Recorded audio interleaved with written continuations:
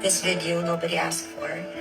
I'm doing this for my own peace so I could move forward. So kagabi, I announced publicly that I ended up my relationship with Clyde. Hindi na kasi pwedeng magpatuloy yun. I cheated on him once, twice, thrice. And I couldn't stand anymore. So I decided to end it up. Last 3 days ago, I really want to end this all today. Lahat ng questions, lahat ng kakahaka. Kasi gusto kong matapos agad to. Like, I mean, kanino ka nag-shade? Sino yung mga yan? So the first time, it was in Makati. We're drinking with a friend. Just the two of us. And then it's almost 6 a.m. in the morning. I was really drunk.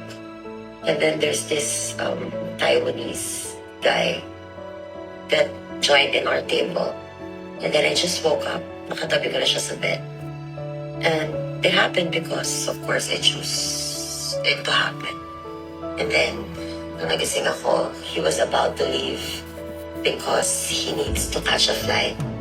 So that's the first one that I cheated on Clyde. I acted like nothing happened. Sinundo niya pa ako, hinanap niya pa ako. And then the next one is I was working out of town and then go to a bar. There's this guy that keeps looking at me and I look at him as well. And then it's just that we haven't got the chance to talk in that bar or go near each other. Just after that party, he messaged me and I was just like, out of nowhere, I don't know. Out of nowhere, I just gave my number. And then I told him na doon siya mag-contact because Clyde has access in my Instagram. So, after that, we really didn't get a chance to talk personally because we just looking at each other in the bar so far. And then, siguro isang buwan din na nag-uusap kami. And what made me really decide that I really need to let Clyde go is because of this guy. Because imagine, we don't exchange I love yous. We don't exchange intimate conversations every day for 1 month. It's just, good morning, saan ka na? Nakauwi na ako. You can just count the conversations that we have. And I don't know, I've fallen in love with that man. With that guy. Even, I didn't know when his birthday. I didn't know ilang taon na pala siya. I just fall in love with him without talking. Personally, I mean, we didn't even have a phone call. And I don't know. That's the reason, that's the best. That's the huge part of the decision na in love ako sa iba. And hindi ko sinasabi kasi proud ako. Hindi ko rin alam kung ano nangyari. Pero na-miss ko yung pakiramdam na kiligin. Na-miss ko yung pakiramdam na may magtatanong sa akin kung ano nangyari sa araw. Kung okay ba ako. Kung basta, I miss the feeling of being, important to someone. And the third one, and this is the worst, that I can somehow forgive myself. Nagpatid ako kay Clyde to meet someone who's from Portugal. And yeah, it happened. And then that made the decision. If I still love him, I wouldn't do such things. I take full accountability. I know I did what I did. I'm not proud of it. And kung papatagalin ko pa relasyon namin, feeling ko, in the end, it will just be fucked up. It's my mistake. I cheated. I know. But I don't know why. Hindi ko alam kung naghahanap ba ako ng atensyon.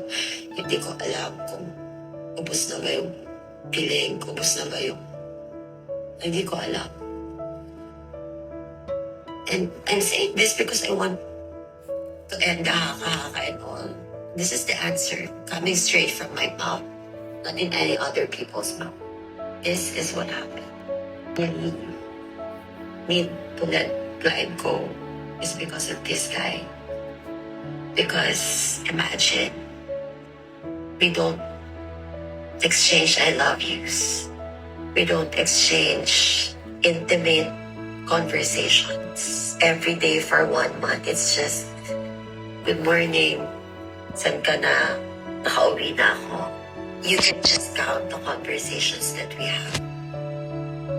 And I don't know, I'm falling in love with that man. With that guy. Even, I didn't know when his birthday. I didn't know ilang taon na pala siya. I just fall in love with him. Without talking. Personally, I mean, we didn't even have a phone call. And I don't know. That's the reason, that's the best. I mean, that's the huge part of the decision na in love ako sa iba. Kaya hindi ko, sinasabi kasi proud ako. Hindi ko rin alam kung ano nangyari. Pero na-miss ko yung pakiramdam ng kiligin. Na-miss ko yung pakiramdam na may magtatanong sa akin kung ano nangyari sa araw ko. Kung okay ba ako. Kung basta, I miss the feeling of being, important to someone. And the third one, that this is the worst, that I can somehow forgive myself. Nagpatid ako kay client to meet someone. He's from Portugal. And yeah, it happened. And then that made the decision. If I still love him, I wouldn't do such things. I take full accountability. I know I did what I did. I'm not proud of it. And kung papatagalin ko pa relasyon namin, feeling ko, in the end, we will just be just fucked up. It's my mistake. I cheated. I know. But I don't know why.